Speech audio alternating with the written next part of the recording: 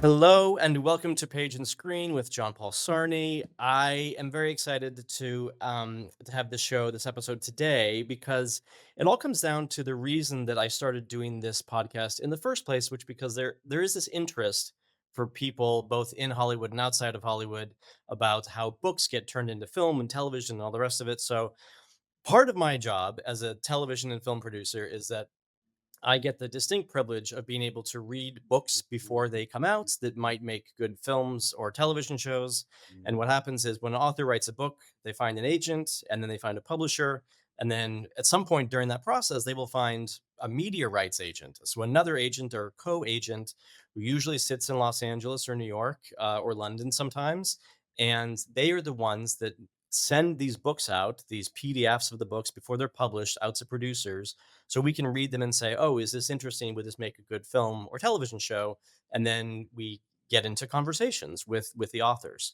So for today's episode, I read a book a few weeks ago that I absolutely loved. That is was not the right thing for me in particular to produce, but would make an amazing film. And the book is just so wonderful that it's the kind of book that I don't see that often, and the kind of book that I love to pass around to friends and tell everyone about. And so I thought the best way to do that is I'll just see if the author would be so kind as to come on the program and talk to me. So today I'm welcoming Emma Pattee, whose book Tilt has been out in the UK for a few days or a week or two. It comes out today in the United States and will be available in all of your local fine independent bookshops.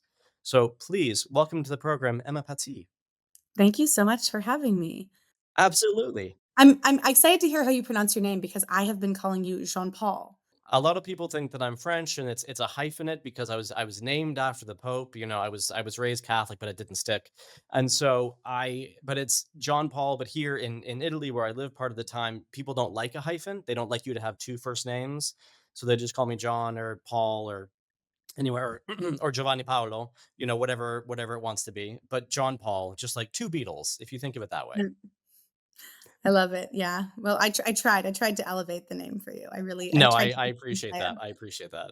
But Emma, it's wonderful to meet you. First of all, this book is your debut novel. It is so incredibly rich and cinematic, and I was actually gonna ask you to kind of pitch the story, but rather than do that, the UK edition, at least, has the perfect, thing right at the front, which is, like, in 4 sentences, tells you exactly what the book is.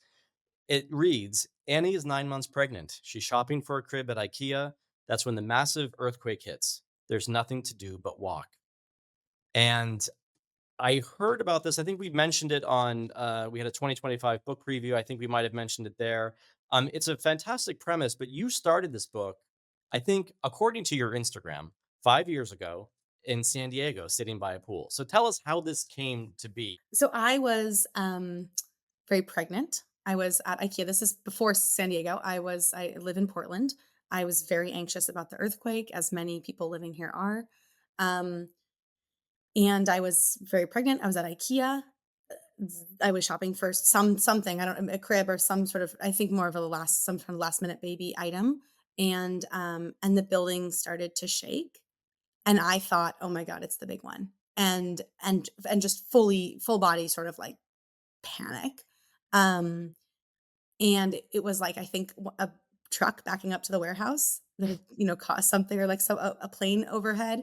Um, but as soon as, the building had stopped shaking and I understood that it was not the earthquake, um, I had this I had this instant, "Oh, I am gonna write a novel about this."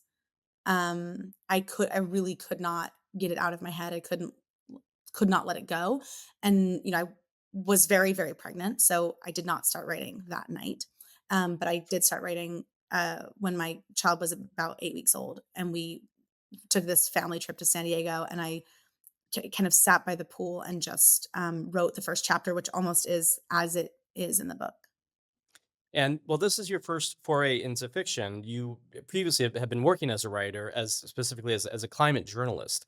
So, and I think there's obviously some very real, touchstones with the way that the world is changing around us and under our feet, as evidenced in this book by this major earthquake. So, before we get into the book itself, tell us a little bit about, I'm curious about your work as a climate journalist in this particular moment.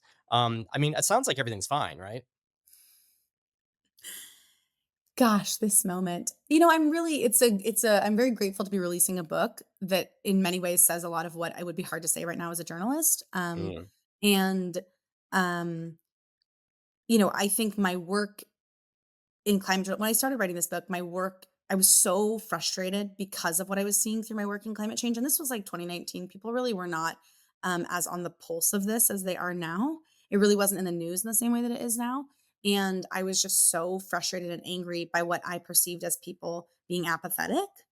And, writing this book gave me an enormous amount of compassion. I think doing a lot of research into like how people's brains actually can process far off complicated disaster and how people do act in disaster. And I think that I really came to this place of like, oh, we're kind of just like animals with like big mouths and credit cards.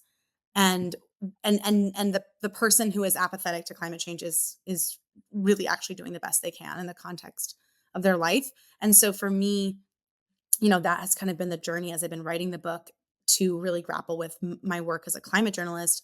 And in that time, the climate crisis has gotten so much worse, and there has been a lot more attention to it, and the attention has not done what we've needed it to do. And it's interesting that that you're in the film space. I think for me, one of the biggest turning points was watching Don't Look Up, and I thought if they could get this movie made, and if this movie is as good as that movie was, like if that movie could happen and it doesn't change the conversation about climate change, I think you're rolling your eyes. Maybe you don't think the movie is that good, but No, no, I thought the movie was great. I'm shocked at there's so many times where a lot of people that do what you do have pointed said that that building's going to burn down, but then no one listens. And so that's the interesting thing. But Hollywood's been obsessed with these kind of disasters for a long time. I mean, you mentioned Don't Look Up, but then also there was a big movie, the San Andreas with The Rock, where LA and movie studios love to destroy Hollywood in movies. It's one of their tropes. But then I remember growing up, there was this movie that terrified me. It was a miniseries on television in 1991 called The Big One, The Great Los Angeles Earthquake. And it had, I want to say the mom from Growing Pains was in it. I can't remember her name off the top of my head. But anyway, it was genuinely terrifying. But I guess one of the questions is, when we see these sorts of things in fiction, and we don't see real life repercussions until much later. I mean, we just went through in California where I also live, like the major fires, and like literally all the houses around mine burned down, and it's this very scary, very real thing. But in terms of the earthquake, in terms of Portland, in terms of the fault line, how real is a possibility of something like this where a major American city in this part of the country can be leveled like this, so that people are like walking across terrain like they're Will Smith and I Am Legend? um well, the science is pretty clear that there's about a 37% chance that this earthquake's going to happen in the next 50 years. So we are overdue for the earthquake. That doesn't mean like it should have already happened. It means like the window in which it is likely to happen is open. We are in that window. I think, when you think 37% chance in 50 years, that for some people I think is like, well, that's not tomorrow. That's far off. I've got time. But that's actually just such an enormous number. Yeah. And I think this is s- anticipated to be the worst natural disaster in the history of North America. And so I think people really cannot grasp the scale of how bad this disaster is going to be, and not only in sort of the immediate the day of, but what the long term impacts to the region are going to be. It's almost like impossible really to comprehend, even as someone who has spent 5 years trying to comprehend it. And it's also not just Portland, if I'm remembering correctly, there's other parts of the states. I think like Boston area where I grew up is also kind of on a fault line or near a fault line, and just it's just sort of by chance that the earth hasn't rattled and opened up just yet. Yeah, I think there are other places that do have fault lines. I think this specific fault line runs from British Columbia down to Northern California, and so, and I think this specific one uh, just anticipated to be like what's considered a mega thrust earthquake, which is can sort of be as high as a magnitude 9. And so it just is like really a whole other level of earthquake. And here in Portland, we have, and don't take this the wrong way, a lot of Californians. And they always say to me, "Oh, no, no, no, I'm from California. I've lived through earthquakes. I'm fine. Believe me, I can handle an earthquake." And I think it's just very hard for people to conceive of how different this is going to be. I mean, they're saying that 75% of the structures in the state will be uninhabitable after. Like sort of such an intense disaster, and so again, it has brought me a lot of compassion to understand how much people really struggle to comprehend incoming disaster. Well, I don't want to give any plot points away, really, but you in the book you go between the present moments, where we have our lead kind of trying to make it home, essentially make it back to her family through the rubble, and then also flashing back in time, reflecting on a few years ago, a few months ago, a few hours ago, and as she's moving through, you talk about specifically. And there are parts of the world that just haven't done what California has done, which is like the buildings are now all built on rollers. So if there's an earthquake, it just feels like a light kind of thing, unless it's a really heavy earthquake. But you talk about the buildings that are made of bricks, and there are some very real dangerous places that just haven't, because again, people don't listen necessarily to climate change, or the change doesn't happen fast enough that we can't prepare for these kinds of things.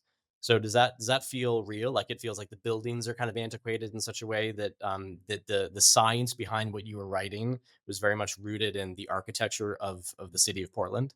Yeah, absolutely. I mean, I pulled building plans for most of the buildings I mention in the book, I love it. including the IKEA, and I went road by road and checked like how much the roads were in liquefaction zones. So like sort of every physical detail of that book is rooted in some kind of research or fact.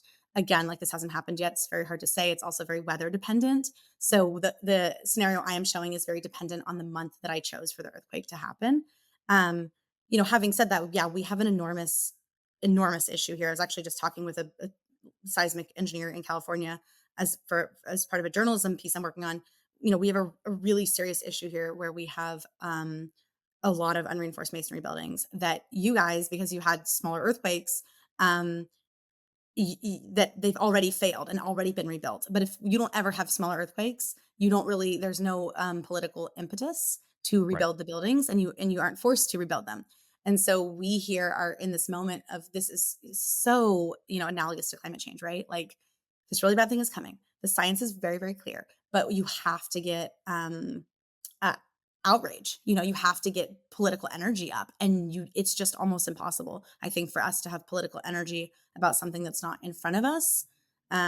So yeah, in the process of writing this book, it became clear to me that the school that my child was going to attend, and the school that there's 23 of these schools in Portland, but there's I believe almost 1,000 of them in the state, are have the potential of collapsing during an earthquake. And I started to sort of piece together in doing research for this book, oh, this is like actually an incredibly serious issue. And these kids are going to school in these buildings every single day. Um, and that's something that California outlawed in the 30s.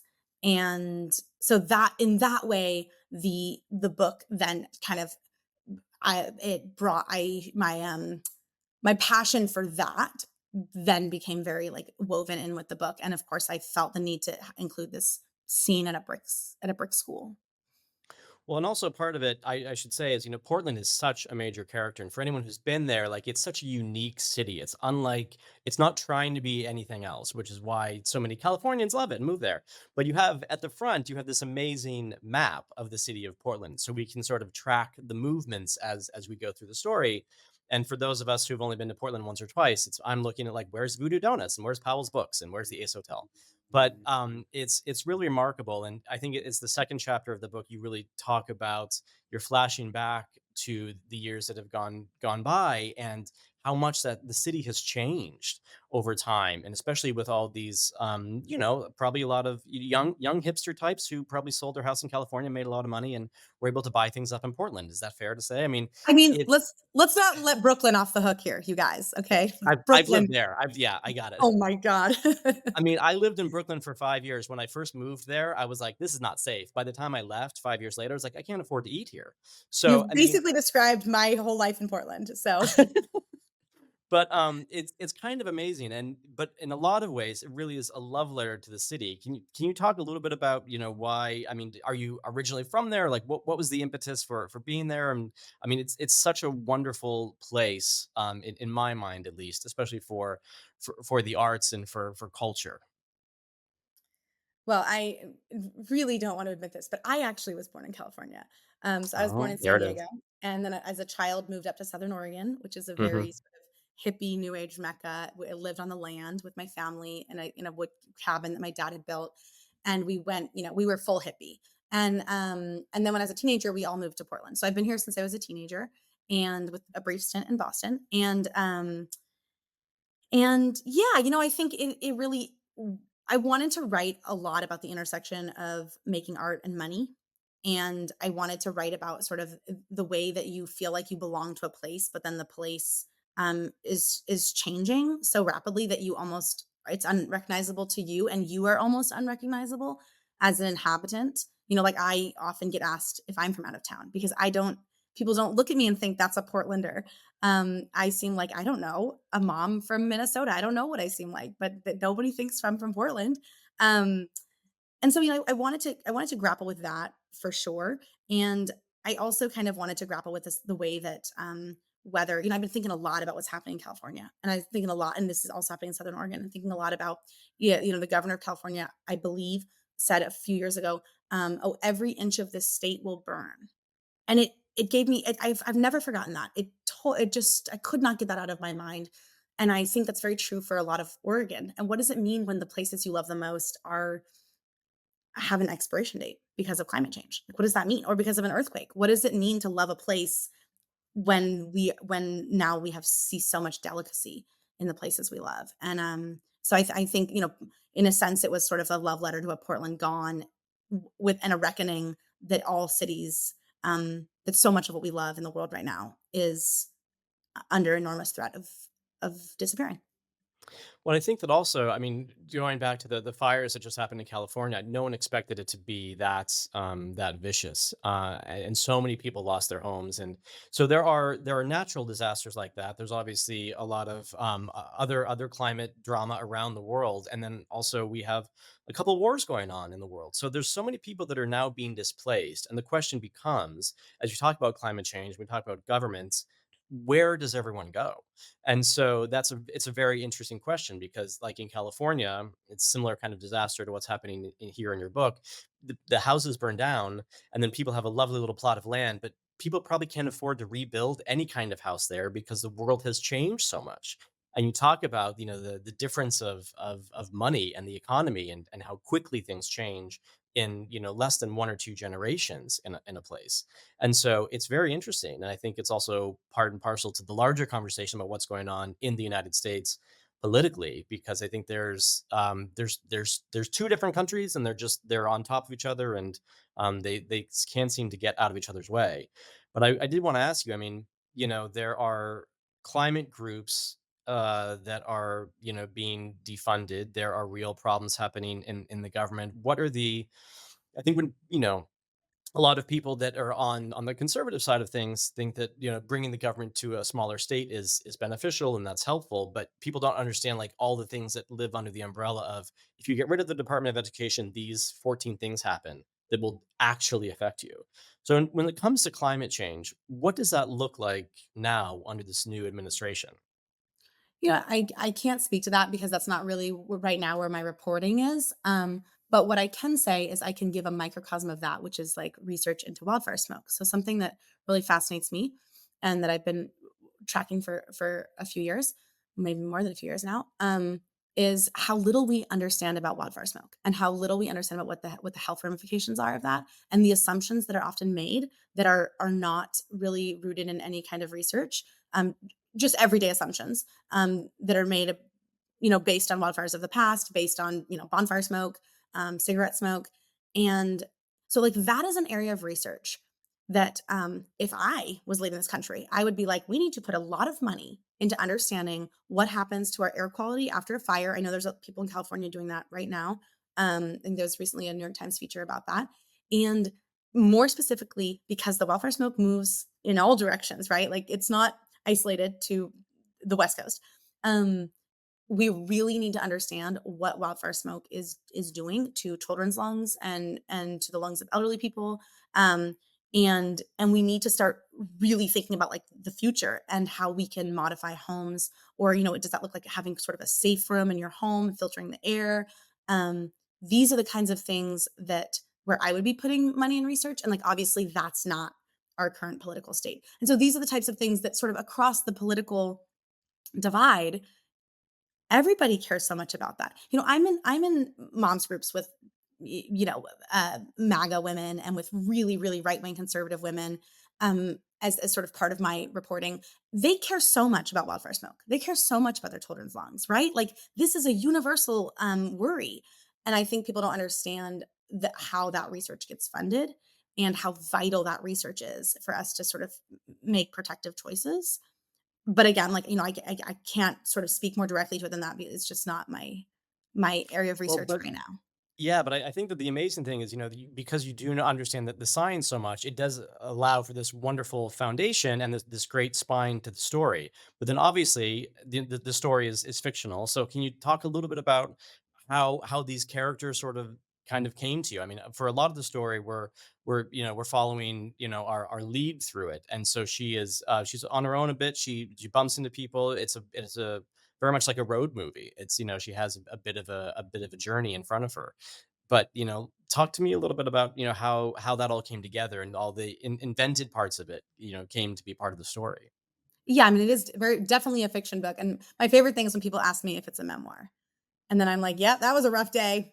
Ooh, worst day of my life. That Read happened. it." But that always cracks me up, and I get that asked that question so much more than you would think. But I was really interested, and I wonder, how sort of those in sort of the Hollywood arts circles, relate to this too. Like, I was just so interested in this idea of, like, the thing you thought you were going to do artistically and the thing you end up doing. And even those of us that have sort of stayed in the arts and made it work, there's just that kind of deflating feeling of, like, well, I'm not literally doing the kind of art I thought I was going to be doing at age 10. Like, it is, we're in the marketplace in a really different way. And so I wanted to write about that. And I really wanted to write about, the idea of being stuck and of kind of millennial disappointment and regret, and how that interplays with gentrification and with finances and with health insurance and with the recession, and how these things are not, like, they're not individual. Like, why do we collectively all feel so goddamn disappointed? And so I had this concept of this woman who is very disappointed, who feels very stuck, who always felt like she should have gone to LA, which is a very common Portlander late night pain point. And and and and hasn't, and now here she is, and she's pregnant, and she really feels like it's too late for me, like, everything that could have been has passed me by. And so I wanted to write into stuckness, and I had this sort of idea of the kind of shock point that could get someone like that to see that they have another chance, that they still have a lot of life left to live. And um I was really taken with the stories I heard coming out of 9/11 of people walking home, not in mortal danger, right? Scared out of their minds, of course, traumatized, but they're not in mortal danger. But they have a very long walk, hours and hours and hours of walking. They don't exactly know the state of their friends, the state of their family. And on those walks, I have heard the most amazing things about how people came to clarity of, like, I'm quitting my job tomorrow. Like, I'm leaving my husband. Someone told me a story of had just met this guy, just started dating him, and the way he handled evacuating. I guess maybe she was in one of the towers or in a building nearby. The way that this man handled the evacuation, she knew on that walk home, I'm going to marry that man, and she did.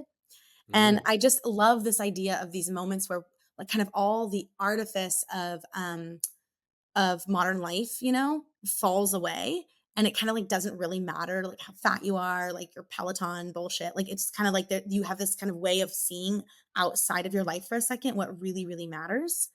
and I wanted to give Annie, my main character, that and to see like what she could do with it. When she also goes through, and there are some major, very cinematic kind of set pieces that she approaches on the journey throughout the book. So where did those come from? Did you read a lot of like post-apocalyptic fiction and watch movies? Like, I mean, how do you come up with these big sort of the scary, the breath in your throat kind of moments? And I'm answering these questions like a writer, and I'm not, and I'm like, oh, everything in her head. Um, that's such a good question. It's so funny when this first got floated to me that they wanted obviously to send this out on submission to be made into a film, because I was like, how could you make this book into a film? The whole thing's in her head, and it really just shows my how what sort of what a different space that I'm in. I do think my background is in playwriting. I have a degree in playwriting. I do think that is very informative to me, that like I'm very interested in scene. I'm very interested in like the physicality of a scene. Um and I really like physical limitation. Like she's struggling to walk. I really like the heat. I sort of very interested in there being like physical action. And I loved the idea of a journey, and I was sort of immediately coming up with some very like Mad Max-esque ideas, right? That kind of all of us intuitively go to this really dark place when we think about disaster. And then I sort of intentionally was like, what if I pushed against that? And what if I really sort of started to write like more of a feminist retelling of the road? What if I started to question a lot of the narratives we are told, which is at the end of the world, the winners are going to be the men with guns, and the historical record really doesn't show that. I wanted to, I wanted to ask, like, well, what could a group of women have to offer? What could a group of women together figure out? What about sort of like collective grief? What about collective hope? Um, and there is so much historically that tells us that is, what will happen. We saw that in LA after the fires. Like that is, I didn't just make that isn't just kumbaya stuff that I made up. That is very grounded in fact in a way that things like The Road and Mad Max are not.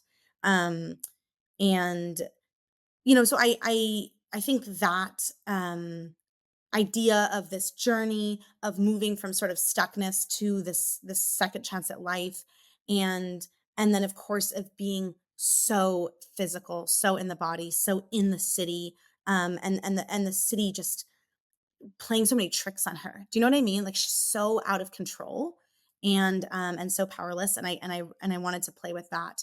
But along the way she does meet, a lot of different people, including scary people and dangerous people. And I think that the idea more is like how can you gain strength from the collective. Well, I think it is so well done. I mean, I really just tore through it immediately, and I thought it was fantastic. And I love that both storylines. I like the present day storyline when there are all the action set pieces, and also reflecting on what's happened, and it was fascinating. I love that she there's a theater background, and that there's that hope in the arts and all the rest of it, and those dreams that are maybe not attained, because I think it's right. I mean, I think these are the moments when people do reflect, when the world is crumbling around them, and perhaps it feels a little too real at this moment in our real lives, but it's good. I think it's so well done, and I really appreciate you coming by. But before I let you go, I have to ask you, and I might know the answer, but if people want to pick up a copy of Tilt, I know you're making some stops and doing a little bit of a book tour, but where would you like to send them? A nice little independent bookshop that you fancy in your area.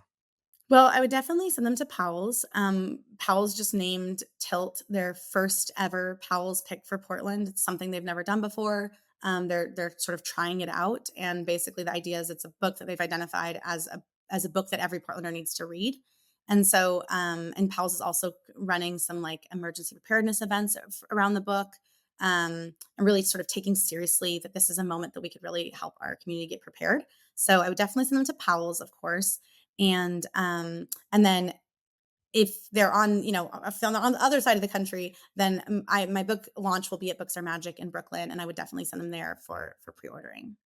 Amazing, and I just saw on Instagram my friends who have, place called, Northshire Bookstore, which is in Manchester, Vermont, and Saratoga Springs, New York, also are following you now on Instagram, so I imagine they are fans as well. So lots of great places, and please, this is, by the way, if you're watching on YouTube, this is the UK edition. The American edition has a different animal on the front. I think it's a bird. Yes, I'm like, "Wait, I think I have one right here. Hang on first. This is the Yeah, American version." it's Yeah, beautiful. Well, now you have to always just have it on you, so you're gonna have to like just take it to all the readings, so you can just have it everywhere I ready to go. go. And yeah, amazing. Well, Emma, thank you so much for coming by Page and Screen. It's been lovely to meet you and chat, and congratulations on Tilt. And we look forward to seeing more from you soon. Thank you so much.